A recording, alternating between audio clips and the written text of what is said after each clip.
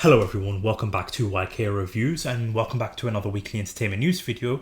We've got tons to go over when it comes to The Last of Us casting, some interesting news when it comes to the Exorcist director. We got some Star Wars movie news along with a first look at some Madam Web posters. So let's get straight into it here.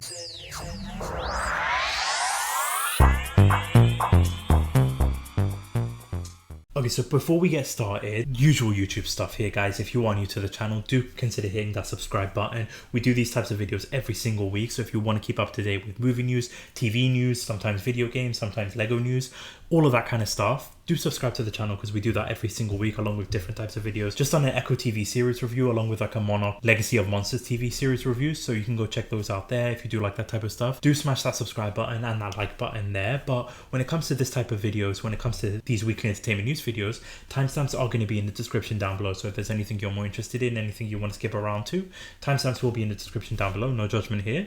But we'll kick things straight off here because we got a trailer from Radio Silence's horror movie, the one that was starring with Melissa Barrero. We got the first look of it and the first poster. So this is for the Abigail horror movie. And straight off the bat, I was really pumped about this because if you aren't aware, it's an upcoming horror movie in which people have kidnapped this young girl, trying to get a ransom out of it, only to realize that they kidnapped Dracula's daughter. And I was not expecting this star-studded cast because not only have you got Melissa Barrero in there, you've got Catherine Newton, who was in Ant-Man and the Wasp Quantumania, you've got Giancarlo Esposito in there, you've got William Catlat, Angus Cloud in there, so a really fun-looking cast. But the trailer, honestly, if you haven't seen the trailer, I highly recommend going to check it out because I'll be posting clips of it here and there. But this trailer just looks like such a blast. An absolutely fun, exciting time. Coming out in April of this year, I'm definitely going to be putting this on my watch list because it looks like a absolute blast. I really am loving the look of the trailer. There were some moments where you had the daughter, who is the vampire, the Dracula's daughter, who was doing some little dance sequence, and it just made me think of Megan. There is some Megan news as well. We're going to be diving into that later on in this video, but I just pictured Megan and just knowing that there's going to be a clip somewhere in the future of a dance-off between Megan and this character. But the movie looks like an absolute blast. It's got that Renfield type of vibe from last year, but honestly with a much better scale. For me, I am super pumped about this. If you've seen the trailer though, let me know your thoughts in the comment section down below. Do you think you'll be checking it out? What your thoughts are about the trailer? Let me know in the comment section down below. Okay, so for the next news story we've got here is some couple of casting updates when it comes to the How to Train Your Dragon live action movie. So earlier this week, coming from the deadline, confirming here that Gerard Butler will be reprising his role in the How to Train Your Dragon live action Universal movie. Sources tell Deadline that Gerard Butler, who voiced Hiccup's father, Stoic, in the original movie, will reprise his role in the live action version of himself. He's going to be joining Mason Thames and Nico Parker, who are going to be set to star as Hiccup and Astrid. But just before I comment on that, just a couple of days ago, coming from the Hollywood Reporter, confirming here now that How to Train Your Dragon live action remake adds Nick Frost as one of the Vikings. So Dean Delboyce, who spearheaded the original trilogy from DreamWorks Animation, is making his live action debut, which basically in the article confirming here that Frost will be playing Gobber the Belch, the trusted friend and advisor of Stoic. And I'll be completely honest with you, I'm not overly hyped when it comes to this. Like, I really enjoyed the How to Train Your Dragon movies. They are one of the better animations, one of the better projects that they have recently released. But then with this casting, like, I'll be completely honest with you, having Gerard Butler reprise his role in like a live action version doesn't really scream running to the theaters, running to the cinema to go watch this movie. Then on top of that, adding like Nick Frost, I get the look of it, like he looks like a Viking and he's got that shape, be a fantastic role for him. But so far, it's just not screaming excitement for me when it comes to this. Like, I'm kind of disappointed so far not with the casting or anything like that, but just the excitement level isn't there for me. And it could just be me personally. Everybody else could be loving this casting or could be really excited about it, but it's just not screaming to me, go out, go buy a ticket when this movie comes out. Maybe if I see a trailer, I might be more on board, but so far with like these live action remakes to these animated movies, nothing has been blown away for me whatsoever. So with this casting, not overly hyped about it. Let me know your thoughts in the comment section down below. You see these two casting updates for the live action movie. Are you excited? What are your thoughts? Let me know in the comment section down below. But another interesting news that we have got here, coming from the Deadline once again, confirming that Paramount expands Star Trek universe with the new film. Andor's Tobin Haynes tapped to direct with Seth Grahame-Smith writing. So in the article is confirming here that sources tell Deadline that while plot details are being kept under wraps, the project is an origin story that takes place decades before the 2009 Star Trek film that rebooted the franchise. Insiders add that the final chapter in the main series, Star Trek 4, remains in active development. I'll be completely honest with you, I've never seen a Star Trek project before. I'm more of like a Star Wars person rather than a Star Trek person, so I've just never seen any of these projects before. I have heard good things about especially the 2009 movie, but I've just never been invested with it or anything like that, so I can't really comment in terms of excitement or disappointment with this news. However, I did want to throw it out there for the people that are interested and do love Star Trek.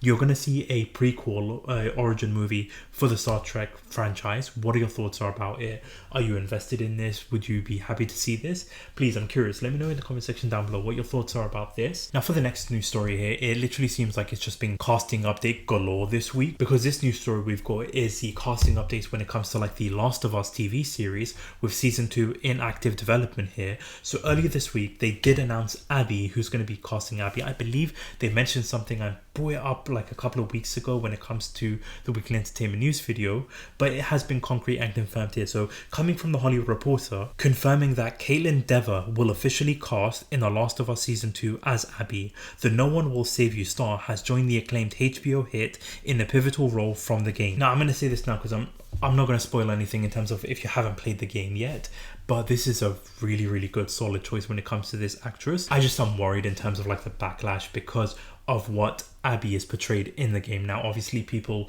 criticize Last of Us Part 2. I'll be honest, I do love Part 1 more than Part 2, but I do have a fun time playing Part 2. There are a couple of like criticisms I do have, but I'm not overly hating it. I am not a fan of what they did in the video game.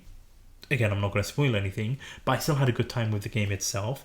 But I am worried when it comes to like the reaction with this character. It's going to be really interesting to see how this is going to be portrayed when it comes to the filming of this, the dynamic between Ellie and her, Bella Ramsey and Caitlin Dever.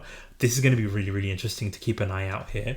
But not only that, they also announced more casting when it comes to The Last of Us here. So coming from the Deadline, it has confirmed that The Last of Us young Mazzino cast as Jesse in season 2 of the HBO series. Now with this actor, he was recently in the Netflix show Beef, but I don't recognize him in any other projects, to be completely honest with you. He's going to be playing Jesse, which I think is a really good casting choice here. Again, if you haven't played the game, Jesse is sort of the friend to Ellie as she's like slightly older in part 2. So this is one of her friends. So this is a really good casting choice for me personally. Going to be curious to see how they're going to be working and how they're going to be having that chemistry when it comes to Ellie and himself. But again, a really solid casting choice. And then not only that, we've got another casting update when it comes to The Last of Us, coming from the Deadline, showing here that The Last of Us, Isabella Mercedes, apologies if I butcher that name, she's been cast as Dina in season 2 of the HBO series. I won't say too much in terms of like who she is in the game if you haven't played it here, but she's another one of Ellie's close friends in the game. But again, a really solid casting choice here. With this actress too, not only is she going to be appearing in The Last of Us season 2, she's going to be in Madam Web playing Anya Corazon in the Madam Web movie, and then also going to be joining Hawkgirl in the James Gunn Superman New Legacy movie. So she's going to be in a lot of good projects here. But this is a really great casting choice. And again, so you've got these three as going to be like the trio in The Last of Us season 2, in The Last of Us game. These three are like the trio friendship people. That's all I'm going to say to not spoil anything here. So it's going to be really interesting to see it, but it's so great that they are announcing the casting, more announcements for The Last of Us season 2. They are going to be filming this year, I believe it is. So I'm really excited about this. Last of Us season 1 was so great. A couple of like little nitpicks here and there, but I really did enjoy the show overall. So I'm curious to see how they're going to be developing with The Last of Us Part 2. The video game is such a big game, so I'm really curious to see if they're going to break it down with season 2, season 3, or if they're going to try and jam-pack it all in one season. Really curious about that. But you see these casting choices, what are your thoughts about that? Let me know in the comment section down below. Are you a fan of these castings? Would you have preferred somebody else? Let me know in the comment section down below. Okay, now for the next news story we have got here is that Godzilla X Kong, or Godzilla Kong, the New Empire, has actually moved its release date here. So coming from the Hollywood Reporter, saying here that Godzilla X Kong has moved up its release date in theaters to late March. Mickey 17 has been delayed indefinitely. So Warner Brothers and Legendary's Godzilla X Kong, the New Empire, the 5th installment in the MonsterVerse series, following the events of 2021's Godzilla vs. Kong. The movie will stomp into theaters 2 weeks earlier than expected, announced on Tuesday. So rather than releasing on April 12th, it's going to be releasing in March 29th. Now, I'm honestly all on board for that because I'm really pumped about this movie. I just did a review for the Monarch series and I loved that show. It got me even more excited when it comes to this movie, but the trailers, watching Godzilla and Kong teaming up, even that shot of them running together, I'm really pumped about that. So I'm really am excited. But March is a stacked month now. You've got Dune Part 2, you've got Ghostbusters Frozen Empire, you've got Kung Fu Panda, you've got Imaginary. Like, there's some great movies in the month of March.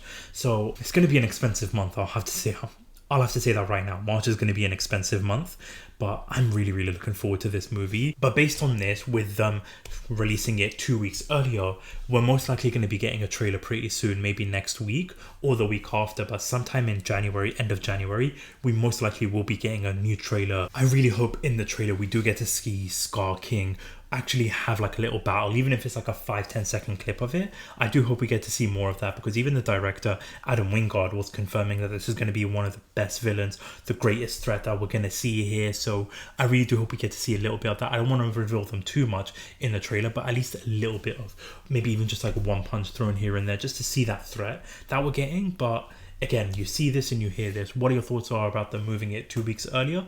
Are you excited? Are you pumped? Let me know in the comment section down below. Okay, now for the next news story, we have actually got another update when it comes to the Five Nights at Freddy movie. So last week I said that one of the producers was saying that the movie hasn't been greenlit yet, but we have got an actual update here. So coming from the Variety, confirming that Josh Hutcherson says that Five Nights at Freddy 2 is in the works and he's dying to get back on set. He recently told Variety that things are moving along on the second chapter, and the status of the Five Nights at Freddy sequel is looking good. I know they're in the process right now of nailing down the story and they want to get going as soon as possible. Obviously the fans are amazing and die hard. For me to be part of that was cool and phenomenal, which is kind of funny to see here. You've got the producer saying that it's not been greenlit, but you've got everybody else saying that the movie is happening, they are working on it, it is in the process of being worked on right now. So I'm honestly not sure why the producer's coming out and saying that when you've got everybody confirming that they are working on it right now. Like I said last week, the movie made bucket loads of money, blew the budget out of the water, made tons of money, like I said. So part 2 is definitely going to be happening, but again, it looks like they have confirmed that they are working on the script, they are in the process right now, so it is going to be happening really quickly. Again, I don't think it's going to be this year, possibly next year, but good to know that part 2 is still going to be happening here. So you see this and hear this. What are your thoughts? Are you excited about part 2? Are you not at all bothered? Let me know in the comment section down below. But from one horror movie, we've got to another horror movie, and this is really interesting for me personally here, because when it comes to the Exorcist movie, this is coming from the Hollywood Reporter, confirming that David Gordon Green is going to be departing the 2025 Exorcist sequel, with a search being underway for a new director.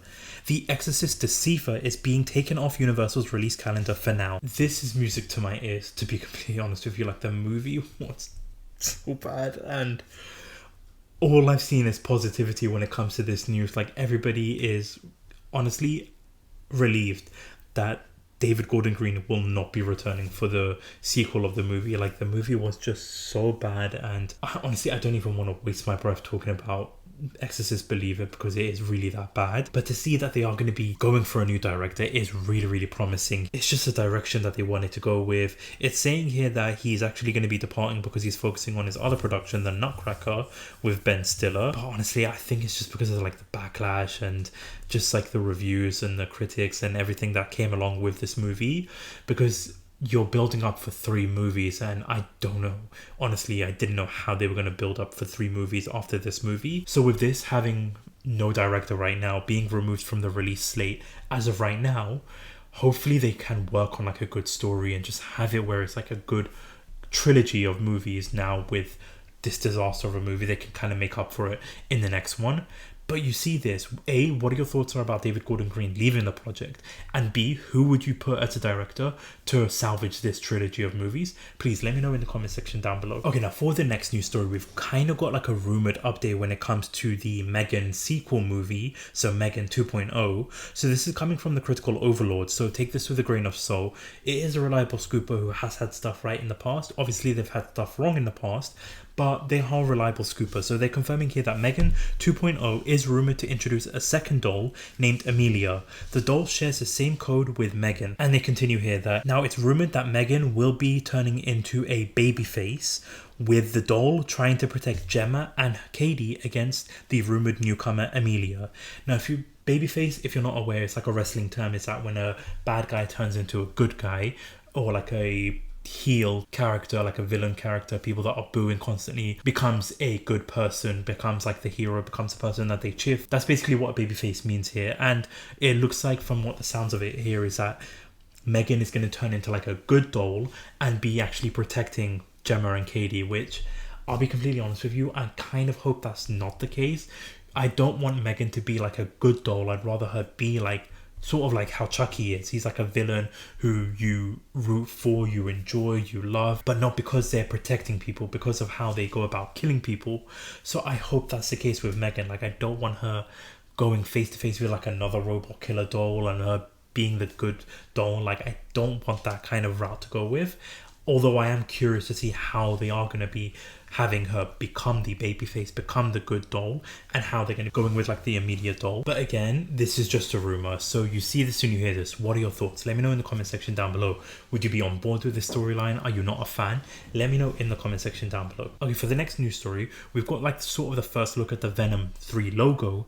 Now, Sony did like a panel thingy that they had earlier this week. They kind of revealed a couple of logos here. So you've got the Karate Kid with sort of like this New York skyscraper in the background. You've got Bad Boys 4 logo. You've got the Spider-Man Sony spin-off movie, so like Kraven the Hunter, Madam Web, and Venom 3. Right now, I just want to focus on Venom 3 here. So this is looking like the logo that we have got here. And again, I'll be completely honest with you, not entirely excited or pumped about Venom 3. I was a little bit disappointed with Venom 2, so my excitement level isn't like through the roof for this.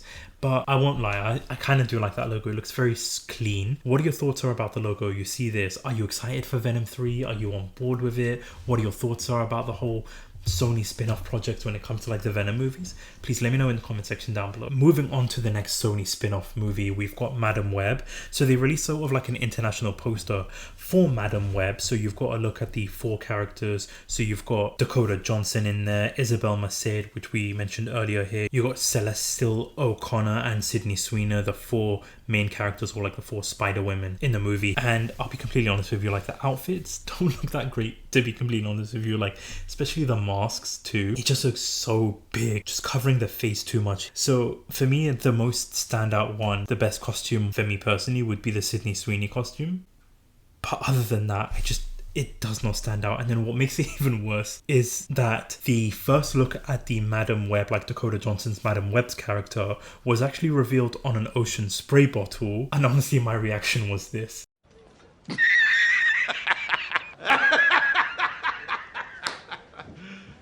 You serious? Now, I don't hate the costumes. It looks very old school, because bear in mind too, this movie takes place in like the old early 2000s, like 2001, 2002, I believe, that like time period. So that's when like you got the Sam Raimi Spider-Man movies and like the X-Men. So that kind of outfits do align with those movies, but the bottle does not do the costume justice whatsoever. I don't know, like even like the masks too, it doesn't look good when it comes to like over the eyes and that kind of stuff. But you see this ocean spray bottle costume, you see the international poster what are your thoughts are about the costumes? Please let me know in the comment section down below. Okay, now for the final news story we have got here is Star Wars related. So we talked about Star Trek earlier. Now we're going to be talking about Star Wars. So coming from the deadline, confirming here that the Mandalorian and Grogu, with Jon Favreau set to direct and produce a Star Wars pick for Lucasfilms.